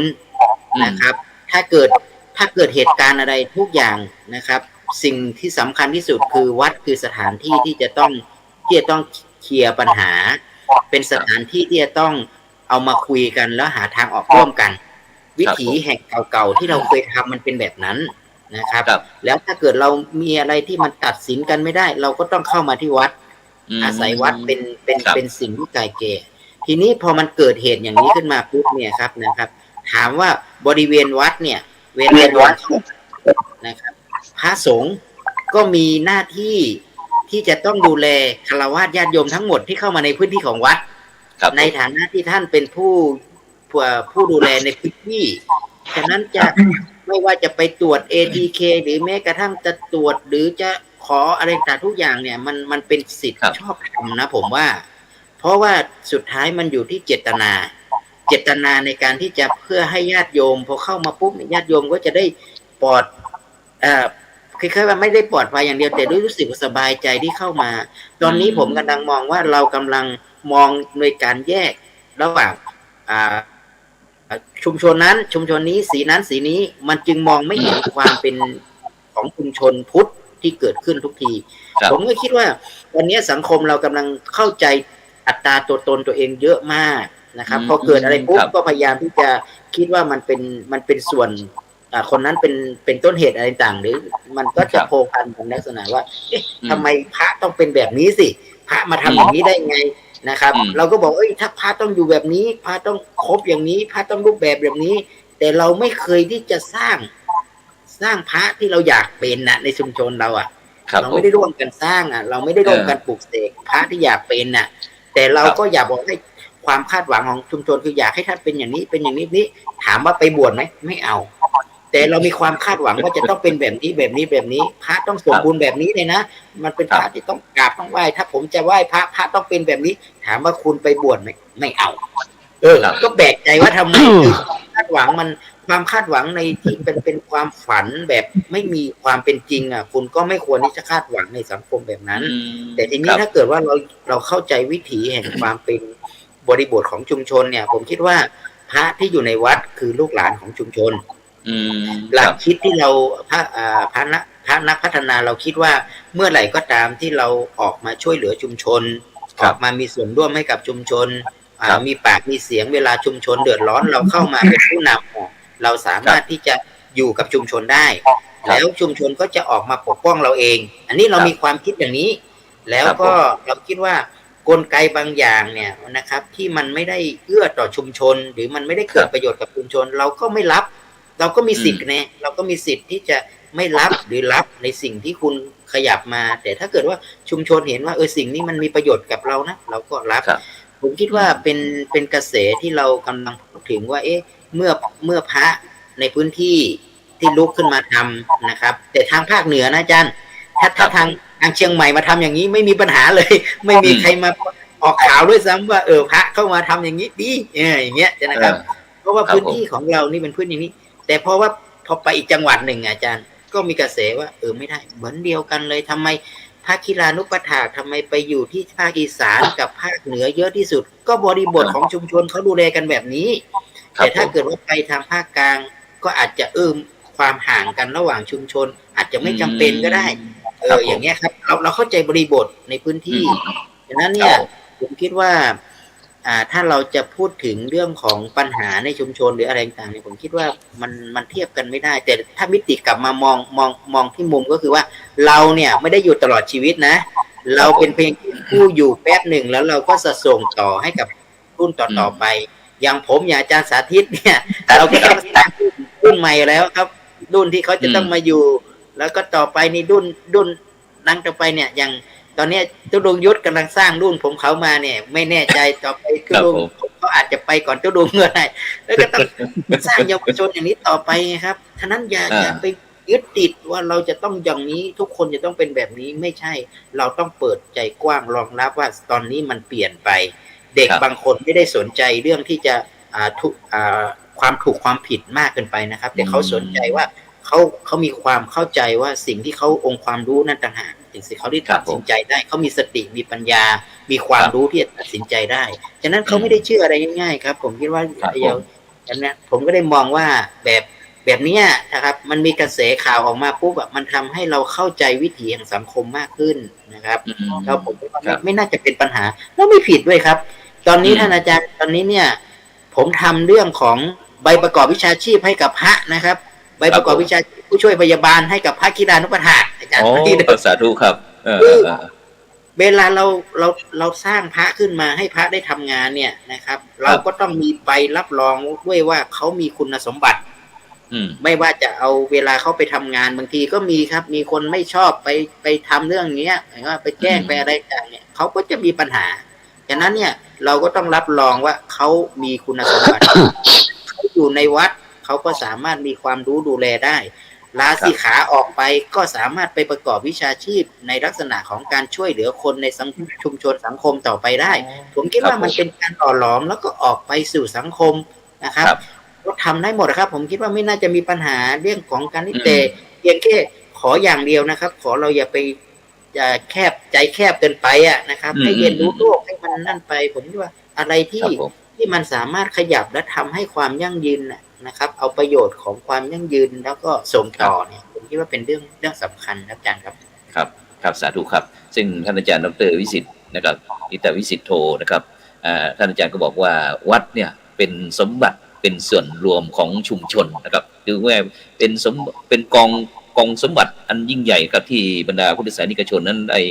ได้จากทั่วสารทิศพยายามที่จะเก็บหอมรอมริบไว้นะครับมาสะสมไว้เหมือนกับธนาคารท่านอาจารย์เนาะเหมือนกับธนาคารที่เราไปฝากไว้อย่างเงี้ยครับ เสร็จแล้วถึงเวลาที่เราจะต้องใช้นะครับฉะนั้นในปัจจุบันนี้ในสถานการณ์โควิดเนี่ยเราจะเห็นวัดทุกวัดเลยครับอย่างผมได้พูดในช่วงก่อน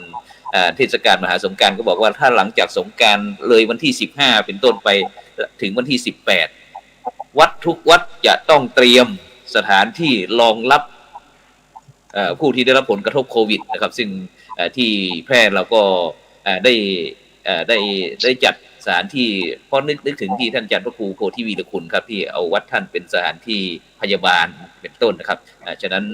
ตรงนี้ครับสำคัญครับฉะนั้นเราไปที่ท่านอาจารย์สาธิตธีรปัญโยครับท่านอาจารย์ครับได้ยินท่านอาจารย์ดร.วิสิทธิ์ทิตวิสิทธโธนะครับผู้ช่วยศาสตราจารย์ดร.แล้วก็อาจารย์อยากจะเสริมอะไรตรงนี้ไหมครับครับผมให้ความสำคัญกับเรื่องที่เป็นข่าวพระที่ไปช่วยชาวบ้านสวมชุดรัดกุมอะไรเงี้ยนะแล้วก็มีมีกระแสต่อต้านด้วยความเข้าใจไม่เข้าใจแล้วก็อาจจะมีอะไรเล็กๆน้อยๆนั่นไม่ยาก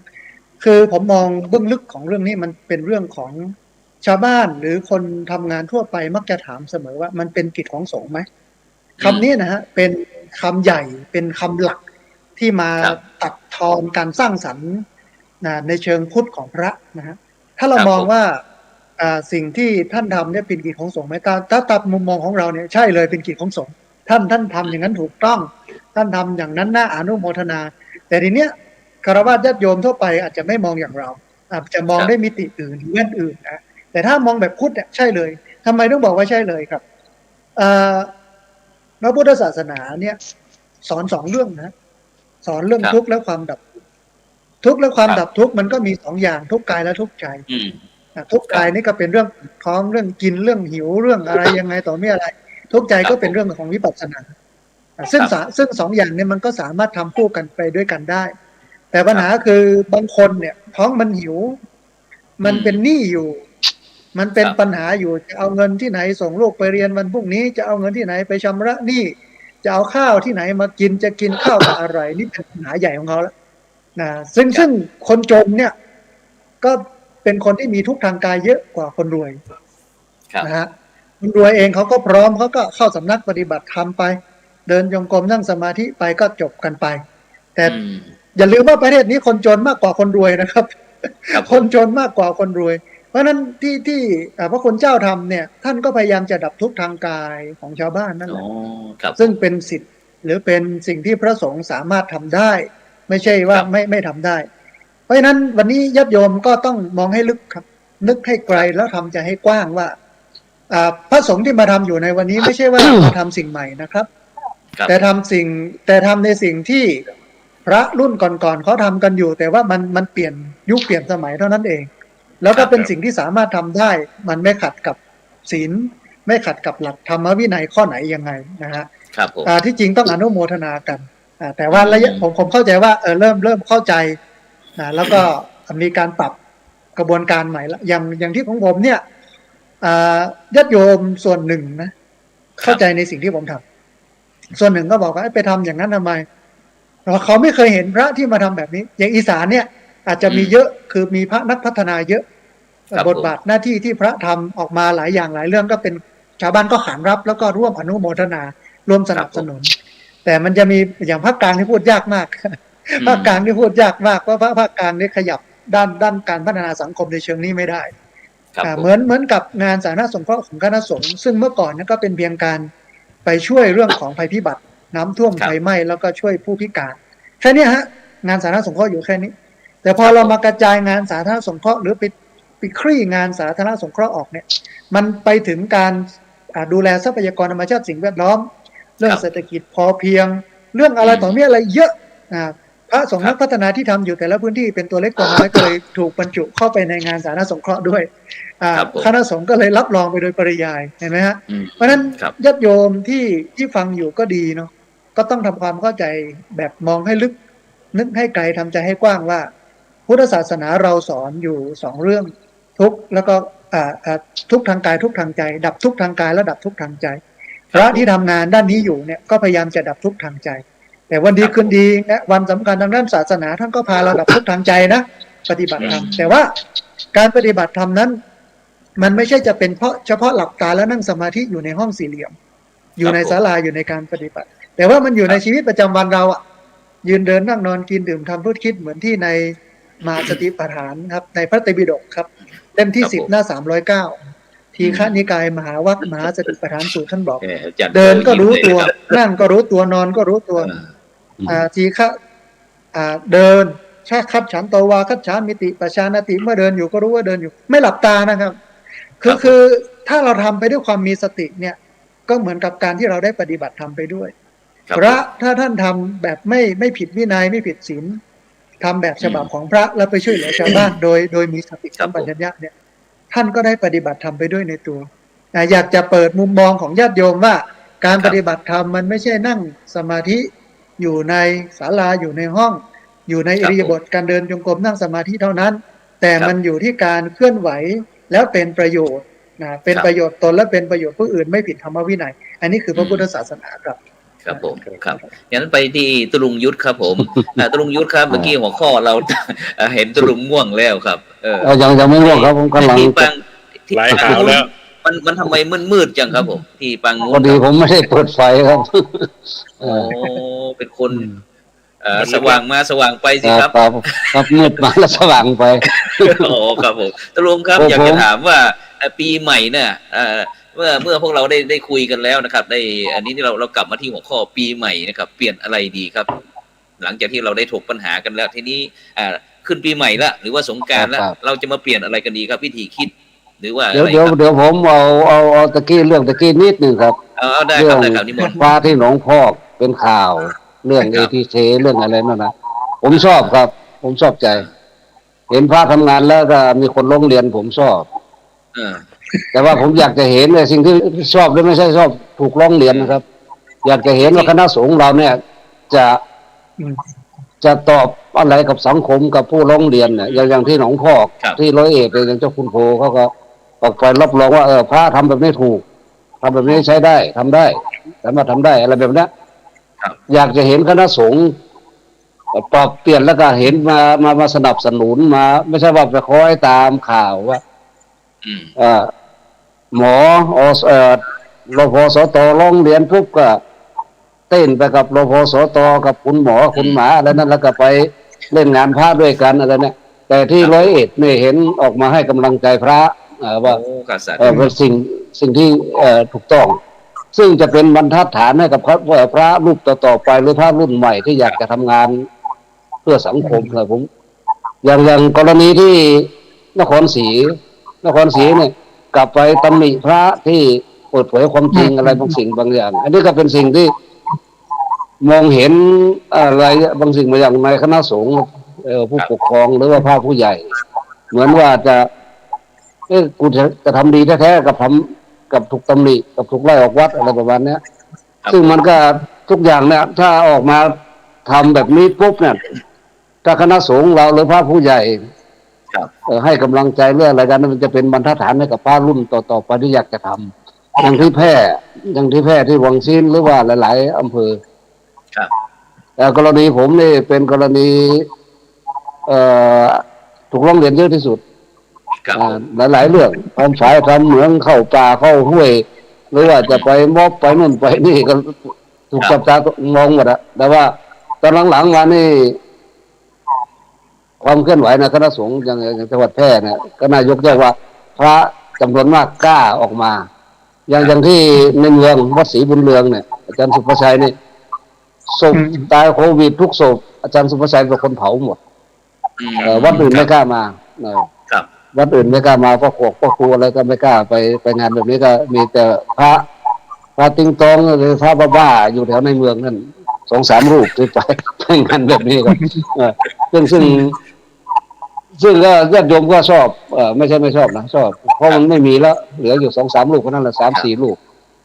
แต่นี้คณะสงฆ์เราในพระผู้ปกครองหรือพระผู้ใหญ่นี่ต้องให้กำลังใจเยอะขึ้นอย่างท่านสาธิตพูดต้องออกมาสแตมป์การอะไรสักอย่างหนึ่งรับรองอะไรสักอย่างหนึ่งว่ามันไม่ใช่สิ่งที่ผิดนะสิ่งที่ทำแบบที่หนองพอกหรือว่าที่เชียงใหม่ที่อาจารย์วิสิทธิ์ทำหรือหลายๆรูปทำกันน่ะไม่ใช่สิ่งที่ผิดอันนี้คืออยากจะเห็นการเปลี่ยนแปลงในคณะสงฆ์เราให้มอง มองกว้างกว่านี้หน่อยไม่ใช่ว่ามองไปตามกระแสข่าวเห็นป๊บมีผู้ร้องเรียนป๊บก็ฟันธงไปเลยว่าไม่ใช่กิจของสงฆ์บ้างพระไม่ควรออกมาทำบ้างอะไรบ้างหรือว่าทำแล้วถูกลงโทษบ้างอะไรบ้างจนถึงขั้นร้องห่มร้องไห้ออกสื่ออย่างที่นครศรีนะครับผมรู้สึกไม่แฮปปี้กับครับพระผู้ปกครองครับอยากจะเห็นการเปลี่ยนแปลงตรงนี้มากครับครับผมอย่างนั้นคำถามเมื่อกี้ครับปีใหม่เปลี่ยนอะไรดีครับผมแล้วก็เปลี่ยนวิธีคิดนี่แหละครับเปลี่ยนวิธีคิดบางเก่าๆเดิมๆที่มันเป็นมาอย่างเดิมๆอย่างคณะสงฆ์เราส่วนมากก็เปลี่ยนไปเยอะแล้วนะแต่อยากจะให้เปลี่ยนเยอะกว่านี้อีกครับครับผมครับกราบสาธุครับไปที่ท่านอาจารย์พระครูโพวีรคุณครับผมหลวงพ่อเจ้าคณะอำเภอปทุมรัฐครับผมโอ้เจอลุงยุทธไปหลายหมัดครับผมเจอลุงยุทธหลายหมัดครับครับนิมนต์ครับคำถามเดิมใช่ไหมครับปีใหม่ปีใหม่เปลี่ยนอะไรดีครับผมปีใหม่ก็อย่างที่ว่านะครับบางทีมันก็เปลี่ยนเฉพาะพศเปลี่ยนเฉพาะตัวเลขแต่ว่าอะไรที่เป็นสิ่งที่ดีๆก็ควรดำเนินการต่อครับอะไรที่มันไม่ดีก็เราสอนให้แก้ไขปัญหาอยู่แล้วใช่ไหมครับครับผมในการที่ในทางพุทธศาสนาคือว่าปัญหามีอยู่ที่ไหนเราก็แก้ตรงนั้นอะไรที่มันเกิดขึ้นเราสามารถที่จะดำเนินการได้อย่างไรอย่างที่มีกรณีเกิดขึ้นหลายๆท้องที่อย่างที่ตุลุงว่าและก็หลายๆรูปได้เห็นก็คือว่ามันอยู่ที่การสร้างความเข้าใจร่วมกันนะครับว่าถ้ามีความเข้าใจร่วมกันแล้วก็จะสามารถดำเนินการได้ทุกอย่างเราจะเห็นได้ว่าเรื่องของที่เราขับเคลื่อนธรรมนูญสุภาพพระสงฆ์มาเนี่ยพระเรายังไม่รู้จักทั้งหมดนะครับแล้วก็โยมก็ยังไม่รู้จักทั้งหมดแต่ว่าเราก็เอากรณีตัวอย่างที่มันเกิดขึ้นเนี่ยแหละเป็นเครื่องเตือนใจคนก็จะได้รู้ว่าวิธีการต่างๆซึ่งจะเห็นได้ว่าเมื่อมีข่าวออกมาแบบนี้ก็จะมีคนเข้ามาให้กำลังใจแล้วก็สนับสนุนในการทำงานของพระซึ่งแตกต่างจากเมื่อก่อนนะครับเมื่อก่อนนี้ถ้ามาแล้วก็โดนอย่างที่ตุลุงยุทธว่าแต่หลังๆมานี่ชาวบ้านและก็ชุมชนสื่อมันมากขึ้นการเรียนรู้มากขึ้นก็ทำให้เข้าใจกิจกรรมของพระมากขึ้นในการที่จะช่วยเหลือชุมชนสังคมซึ่งเรื่องของสาธารณสงเคราะห์เนี่ยมันเป็นเรื่องเก่าแต่ว่าไม่ได้ถูกหยิบยกขึ้นเป็นบทที่หนึ่งของการดำเนินชีวิตแต่ตอนนี้เนี่ยสาธารณสงเคราะห์เนี่ยถือว่าเป็นจุดแรกของญาติโยมที่จะต้องนึกถึงพระเจ้าพระสงฆ์ถ้าจะนึกถึงเรื่องของการสงเคราะห์แต่ละภูมิภาคแต่ละถิ่นเนี่ยมีมานานแล้วครับแม้แต่ครูบาอาจารย์อย่างเช่นถ้ายกครูบาศรีวิชัยเนี่ยไม่ต้องนึกถึงเรื่องอื่นจะเห็นว่าคุณูปการที่ทำเนี่ยเยอะแยะแล้วก็แม้แต่ครั้งพุทธกาลที่พระเจ้าญาติอะไรต่างๆนี่มีปางห้ามญาติปางสงเคราะห์อะไรต่างๆมีเยอะแยะดังนั้นในสิ่งต่างๆที่เราทำเนี่ยผมว่ามันเป็นถ้าเปรียบแล้วก็พระสงฆ์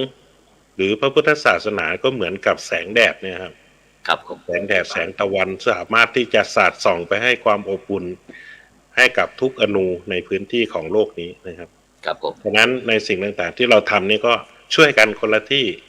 ในการเปลี่ยนแปลงของพศเปลี่ยนแปลงของแรงต่างเนี่ยเราสามารถปรับตัว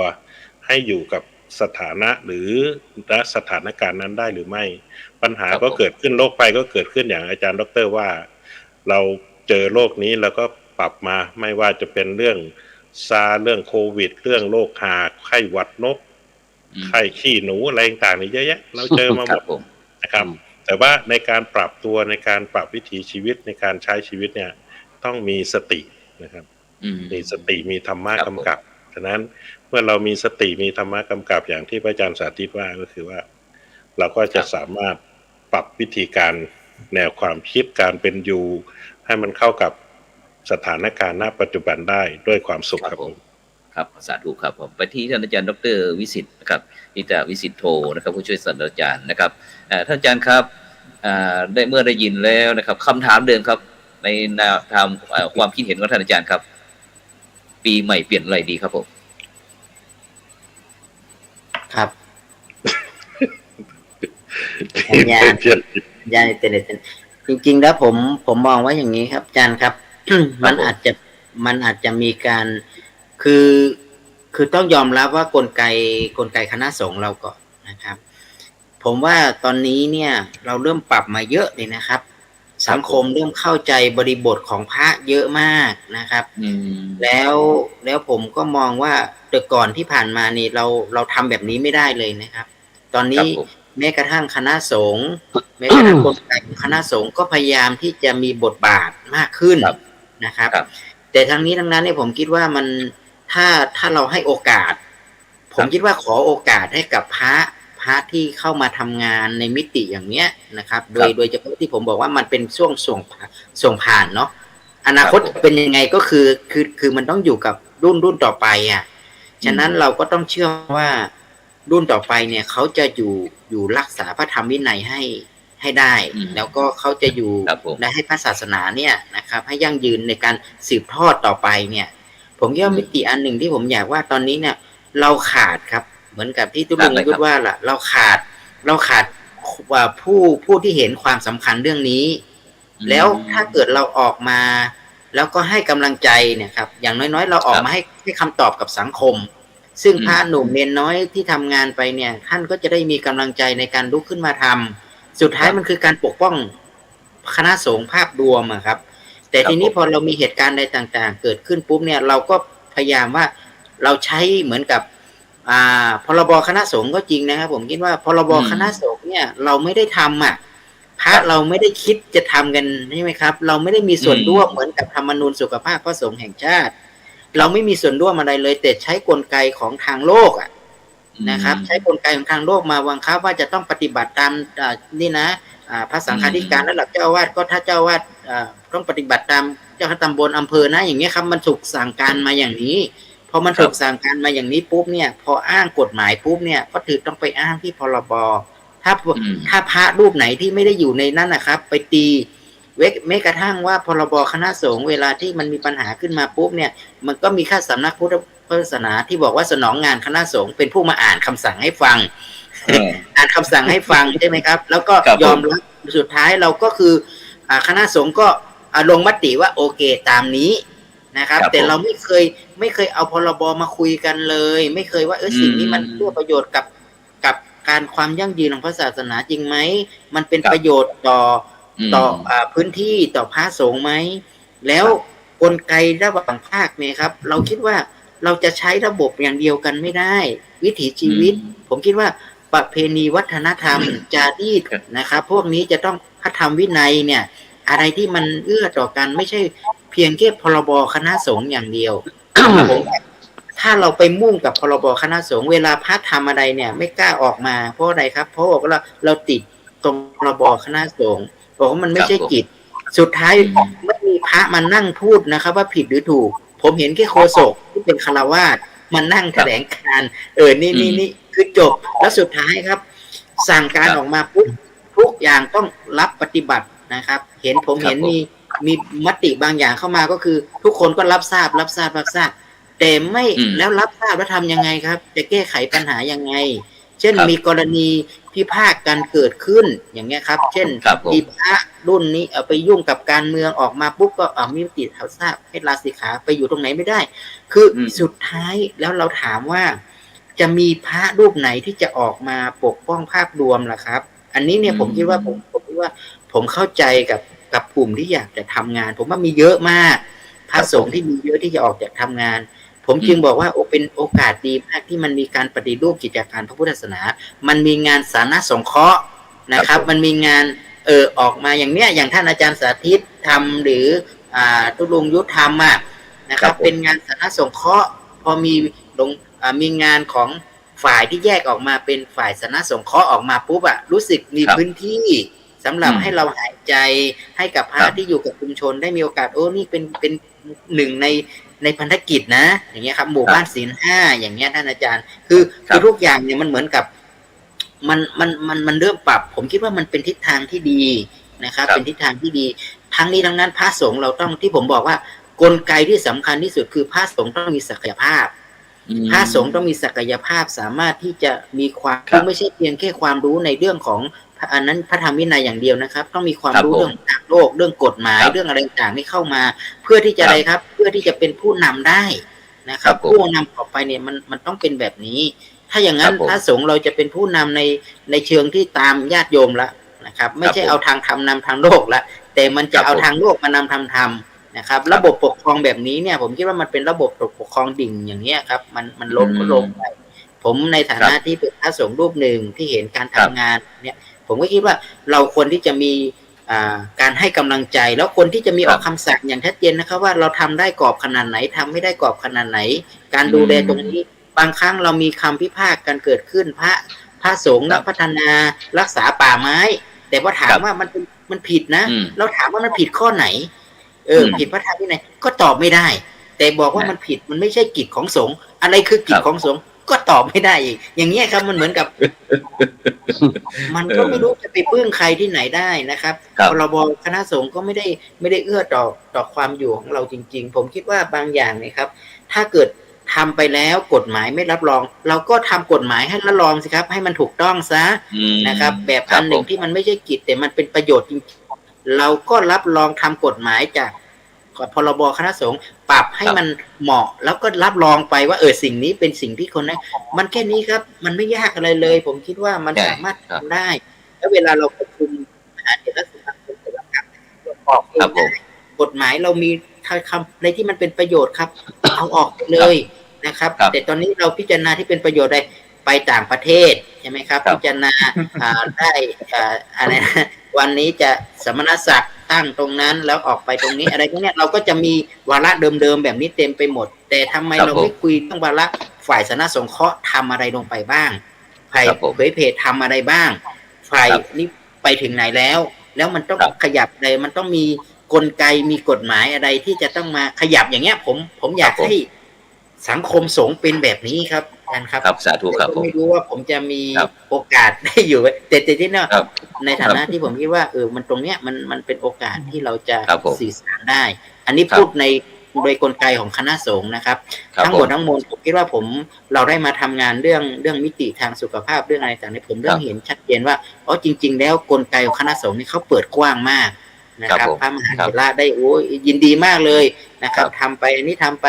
นะครับแต่บางทีพอมันมีปัญหาแบบนี้เกิดขึ้นเล็กๆน้อยๆเนี่ยก็ออกมาบอกว่านี่มันเป็นงานของฝ่ายสาธารณสงเคราะห์มันเป็นงานของ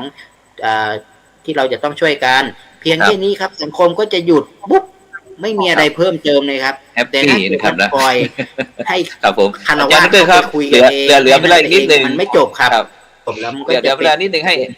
อาจารย์ช่วยประชาสัมพันธ์รับสมัครนิสิตหน่อยของมจร.ของเราครับผม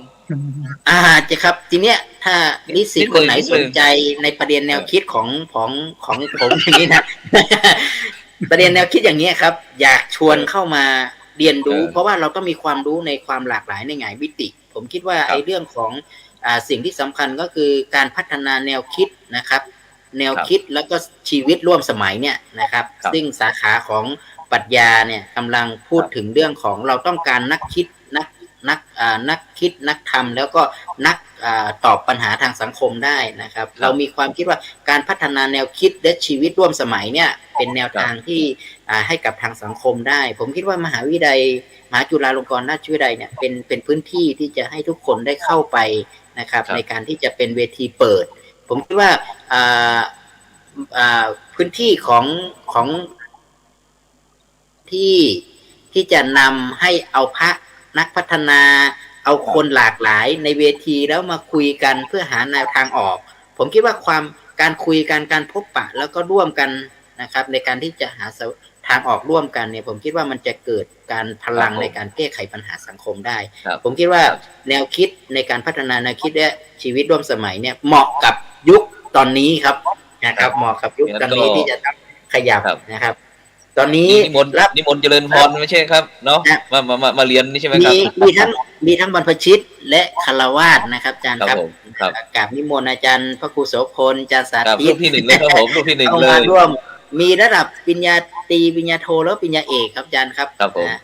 เป็นปริญญาเอกแล้วก็เราก็คิดว่ามันจะเป็นการเอาความรู้ความรู้ของครูบาอาจารย์เนี่ยมานั่งแล้วก็เอาไปทั้ง4รูปเลยครับทั้งอาจารย์พระครูโพด้วยเราอาจจะมีพื้นที่นี้ครับนะครับแต่พื้นที่ธรรมะเป็นทีมคงจะไม่เพียงพอละ ครับ ครับ หมด อาจ เลยค จะ รับ ต้องมีพื้นที่ทางวิชาการอาจจะต้องมีผู้รู้ทั้งหลายที่เข้ามาเสร็จแล้วเราควรจะมีพื้นที่ในการทำงานจริง ๆ ให้เป็นเชิงประจักษ์ให้กับทางสังคมครับ ผมว่าจะเป็น ครับ คำตอบ สาธุ ขอบคุณครับ ครับ อาจารย์สาธิตครับ ให้กำลังใจบรรดาท่านผู้ฟังสัก10 วินาทีครับผม ครับ ก็ ครับ ขอให้โยมนั้นมองให้ลึกนึกให้ไกลทำใจให้กว้าง เวลาเกิดปัญหาขึ้นมาเกี่ยวกับพระสงฆ์ถ้าเรามองลึกนึกไกลใจกว้าง ยึดพระรัตนตรัยยึดหลักธรรมเป็นหลักเนี่ยเราก็จะไม่เสียโอกาสในการจะทำความดีต่อครับผม ครับครับสาธุครับเวลาหมดเวลาครับกับขอบพระคุณครับท่านอาจารย์ตดุงยุทธนะครับทีปโก ค ค รั รั บบ ท่านอาจารย์พระครู สาธุ โพธิวีรคุณนะครับเจ้าคณะอำเภอปทุมรัฐครับท่านอาจารย์ดรผู้ช่วยศาสตราจารย์ดรวิสิทธิ์พิตาวิสิทธิ์โทท่านอาจารย์สาธิตธีรปัญโยครับเวลาหมดเวลาครับขอจากบรรดาท่านผู้ฟังไปก่อนนะครับ พบกันพรุ่งนี้ครับสำหรับในค่ำคืนนี้ขอกล่าวคำว่า สาธุครับ สา สา ธุ ธุ